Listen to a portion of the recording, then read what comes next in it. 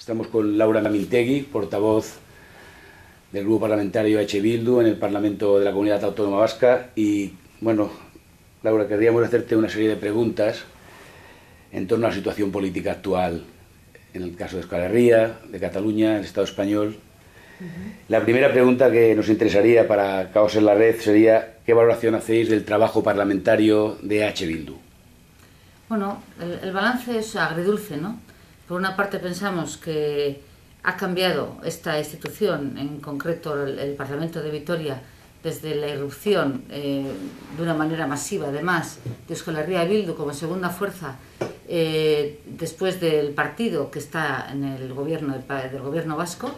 Y entonces realmente aquí han cambiado cosas, han cambiado mucho las cosas, porque tenemos un peso específico y un peso cualitativo, ¿no? No es una cuestión solo numérica, es una cuestión cualitativa. En este momento prácticamente somos la única oposición que hay en este Parlamento. Después de un año en que el gobierno vasco anduvo muy despistado y sin ningún tipo de apoyo, intentando una geometría variable, como no le dio frutos, entonces ya directamente recurrió a la alianza en el sentido más partidario y más interesado con dos partidos, que uno es de derechas, otro es de izquierdas, pero los tres hacen exactamente la misma política. Entonces nos encontramos ahora en un panorama donde hay un bloque dirigido por el Partido Nacionalista Vasco, con el apoyo del Partido Socialista y del Partido Popular, y en este momento somos la única oposición. Y es realmente, como digo, positivo, porque realmente se está viendo que hay dos modelos económicos y dos modelos de la visión sobre este país desde el punto de vista social y político, pero que el otro modelo va haciendo política de rodillo, es decir, no da opción al debate político, no da opción a la incorporación de la visión que podamos tener desde la izquierda soberanista, y entonces, como le dan los números, avanza. Y es realmente triste porque pensamos que sí se pueden hacer las cosas de otra manera, y por eso estamos aquí, estamos trabajando y estamos con ilusión para demostrar que esas cosas que nos están diciendo que tienen que ser así porque sí y que no hay más manera que hacerlas así, no es verdad. Se puede hacer de otra manera la política fiscal, se puede hacer de otra manera los presupuestos del gobierno, se puede hacer de otra manera la apuesta por la paz y por la convivencia. Y bueno, esa es la apuesta que estamos llevando adelante. Esa es. ¿Y el funcionamiento de la coalición? Esa coalición que engloba a diferentes sensibilidades que ha tenido la izquierda vasca, ¿cómo la valoras? Bueno, desde el punto de vista institucional, ¿eh? Sí, yo creo que todo es mejorable en la vida, por supuesto, pero el balance es francamente positivo, porque se ha demostrado que esa apuesta que se hizo en su día era acertada. No solo porque da una presencia y, como digo, nos ha permitido ser la segunda fuerza, sino sobre todo porque en política no es como en matemáticas, donde 1 más 1 es 2. En política 1 más 1 es 2 plus, concita sinergias, concita confianza, y cuando planteas una política del acuerdo, una política del entendimiento, eso lo que hace es que cree una ilusión y que la gente se suba a ese carro, ¿no? Porque cuando partidos o incluso personas diferentes entre sí, que en un pasado no tan lejano estaban en una situación de enfrentamiento abierto, consiguen llegar a acuerdos y trabajar juntos y subsumirse dentro de una coalición sin protagonismos, y acceder a un proceso electoral con una única candidata, con un único programa, con un único equipo de gobierno, pues entonces eso lo que hace ver es que esta gente va en serio, realmente tiene un proyecto de país, tiene ganas de trabajar por algo, es capaz de dejar a un lado intereses partidistas y están pues para sumar más, ¿no? Yo creo que fue un gran acierto. ¿Que es mejorable? Todo es mejorable en la vida, pero desde luego yo tengo la impresión de que está saliendo mejor incluso de lo que se podía esperar. Y Y otro tema importante es la relación vía institucional, movimientos populares, política y calle, ¿no? La experiencia de gobernar, en el caso de Guipúzcoa, en centenares de ayuntamientos, le pasa factura al trabajo institucional, le pasa factura a alguna acción política que es y ha sido de calle, de confrontación, de defensa clara de los derechos de los trabajadores y las trabajadoras.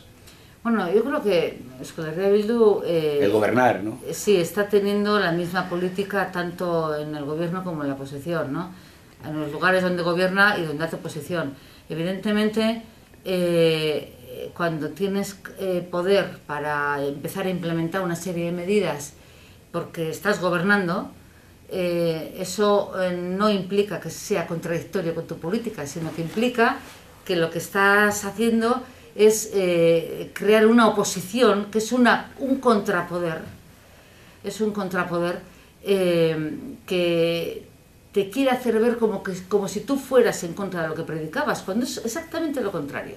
Es decir, cuando estás llevando a cabo aquello que predicas, es cuando te quieren plantear como si tú fueras lo mismo que aquellos que están gobernando en contra de la gente.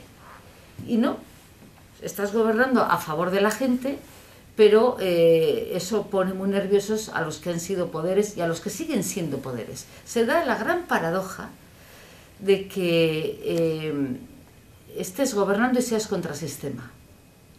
Y eso está ocurriendo.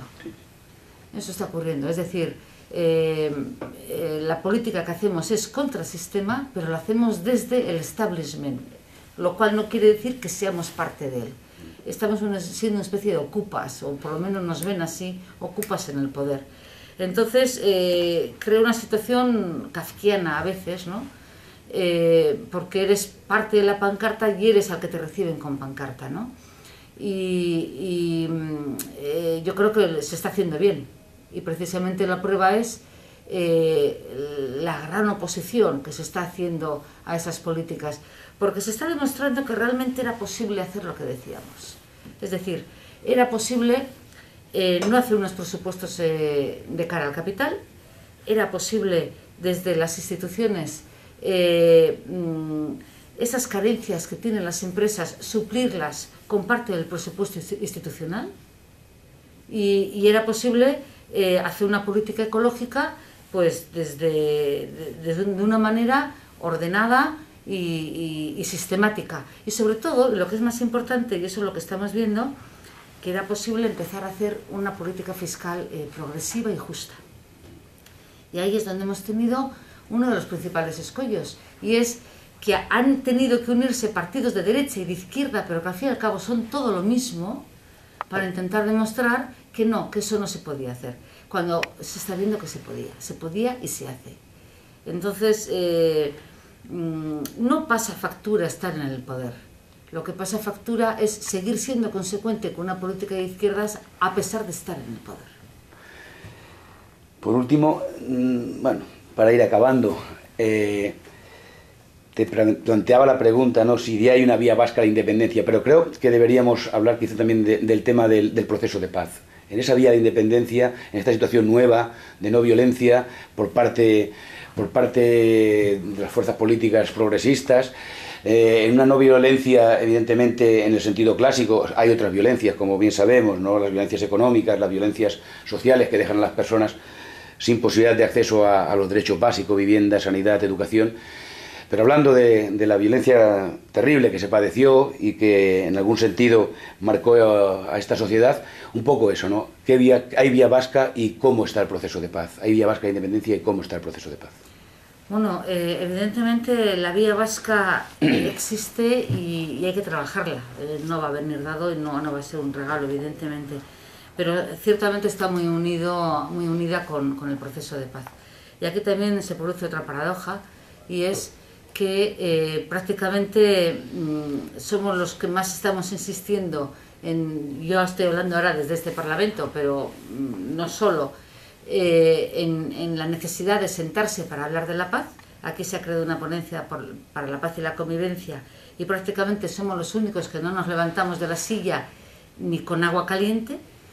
y todos aquellos partidos que pusieron en marcha esa ponencia y que nos han estado diciendo durante años que todo era posible en ausencia de armas, resulta que se van yendo uno por uno, ¿no? Entonces está quedando en evidencia una cosa muy clara, y es que hablaban con la boca pequeña de paz. Realmente no interesaba la paz, lo que interesaba era anular un proyecto. Y cuando la izquierda soberanista en general y fundamentalmente la izquierda abertzale, que es la más interpelada en este asunto, ha dado un giro de 180 grados en este tema y ha dicho vamos a construir este país y vamos a empezar por hablar de todo, del pasado, y vamos a poner una máxima que es ninguna oposición, o sea, ninguna imposición y ninguna violencia, y un reconocimiento de todos los derechos humanos y de todas las víctimas. En ese momento les ha empezado a entrar el vértigo. ¿Por qué?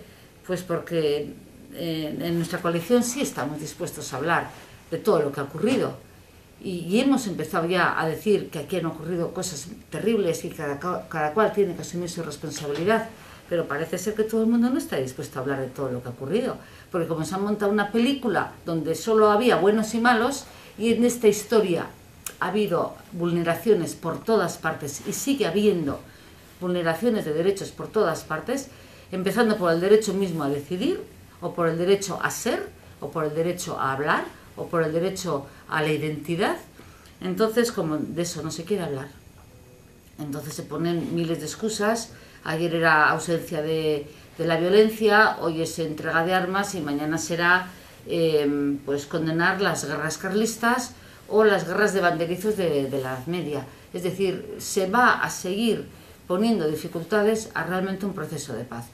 Y este país se merece paz y se merece convivencia. La sociedad va muy por delante de los partidos políticos. La sociedad ha hecho ya un trabajo de reconocimiento del otro, y personas que no se hablaban en la panadería de una manera natural han empezado a preguntarse unas a otras por los hijos, los estudios, qué te pasa en esa pierna, qué andas cojeando, y no han hecho un ejercicio de decir bueno, yo te perdono, tú me perdonas. No, simplemente se han reconocido como interlocutores, como personas con las cuales convivir, y lo están haciendo. Y aquí los partidos están dando un espectáculo lamentable. Aprovechando lo que estamos comentando, me alargo un poquito. En estos días, ¿no?, con el fallecimiento de Mandela, creo que es un ejemplo a seguir, una experiencia histórica que creo que vale para todo el mundo, no para Euskadi, sino para todo, Euskal Herria, sino para todo el mundo. Un poco la tristeza de que esas fuerzas políticas que deberían estar en este trance de impulsar la paz, de apoyar el proceso, que anden diciendo Mandela es nuestro hombre, Mandela es un ejemplo, y no sean incapaces de seguirlo. Hoy mismo en el Parlamento Vasco escuchaba hablar a un parlamentario, que no diremos quién es, con un lenguaje que yo creo que es un lenguaje viejo, un lenguaje de violencia, que debería ser superado, ¿no? Y un poco eso entristece, ¿no, Laura? Sí. Hombre, el tema de Mandela ha suscitado muchísima hipocresía, ¿no? Ciertamente un hombre poliédrico, era un hombre que vivió muchísimos años y por lo tanto ha pasado muchas fases en su vida, y ahora pues cada cual quiere llevar el ascua a su sardina y vender el Mandela que le interesa. Yo me quedo solo con una cosa de Mandela, y es un hombre que quiso cambiar el mundo. Y es posible. Es decir, ayer mismo leía en un documento una frase que me gustó mucho, que decía: no voy a decir que todo es posible, pero voy a decir que lo imposible se puede hacer. Creo que es una frase de un filósofo francés que aprecio mucho. Es decir, vamos a hablar, como hablábamos en los 68, los que tenemos ya cierta edad, podemos hablar de ello porque entonces lo vivimos también, ¿no? Es decir, creer la utopía es posible, no creer en lo imposible. Y yo es con lo que me quedo, porque los que hemos conocido un apartheid tan violento y tan duro, ¿quién nos iba a decir que en un momento dado eso hubiera sido posible cambiar, ¿no? Mirábamos mucho a Sudáfrica, y además era una de las violencias más extremas que podía haber en el mundo en ese momento. Y cuando vimos que Sudáfrica se solucionó, Irlanda, que era mucho más virulenta la violencia que en el País Vasco, con muchos más miles de muertos y una violencia mucho más extrema, donde físicamente los barrios estaban partidos, se solucionó. y un país donde el País Vasco, que ha habido infinitamente muchos menos muertos que en Sudáfrica y que en Irlanda, donde la sociedad no tiene una barrera física ni de raza ni de espacio dividido en los barrios, donde el conflicto político ha tenido una intensidad ha sido de menor intensidad a pesar de la gravedad que en otros países, y que no haya sido posible todavía acabar con esto, pues esto es algo que dice muy poco de las autoridades que tenemos, ¿no? Dice muy poco de los estados que tenemos que sufrir, el francés y el español. Y ya un poco al calor de los acontecimientos, ¿no? Yo llegaba ayer de Barcelona, de Cataluña, y bueno, un poco, pues eso, ¿no? La situación en Cataluña, ¿cómo la valoráis? ¿Es útil a Euskal Herria? ¿Es útil a la Comunidad Autónoma Vasca? Y la pregunta, ¿no? Las dos preguntas que se van a realizar, sí, como decían aquello, no, si la autoridad no lo impide, cosa que en este país no sería nada raro. Pues un poquito eso sería. ¿Qué valoración hacéis de la situación catalana y del tema de la pregunta o las preguntas? Bueno, siempre hemos mirado a Cataluña con mucha simpatía, con fraternidad más que simpatía, y principalmente en las personas que somos independentistas. En este momento nos morimos de envidia, nos ponemos amarillos de envidia, como decíamos de pequeños, al ver dos cosas. Primero, el tremendo soporte social que tienen, que es algo que faltó a este país cuando se puso en marcha hace 7 años el Plan Ibarretxe. Y segundo, la capacidad que están teniendo, a la vista de lo ocurrido ayer, pues las fuerzas políticas para acordar, ¿no? Que es algo que aquí también estamos, por desgracia, a años luz. Entonces, yo veo con gran envidia el proceso catalán, sobre todo, como digo, por el movimiento social. Es algo que siempre hemos pensado que aquí había una sociedad vasca muy, muy dinámica, pero ahora palidecemos al lado de lo que ocurre allí. Y no voy a entrar en el contenido de las preguntas porque cada circunstancia, cada país, cada momento incluso exige un tipo de planteamiento perdón, a la hora de hacer las preguntas. Entonces, solo felicitarles, acompañarles en el proceso y pelear, perdón, y pelear aquí más precisamente para poder hacer nuestra propia vía, nuestro propio camino en esa línea. Pues muy bien, muchas gracias, Laura, y esperemos que los éxitos parlamentarios continúen. Gracias.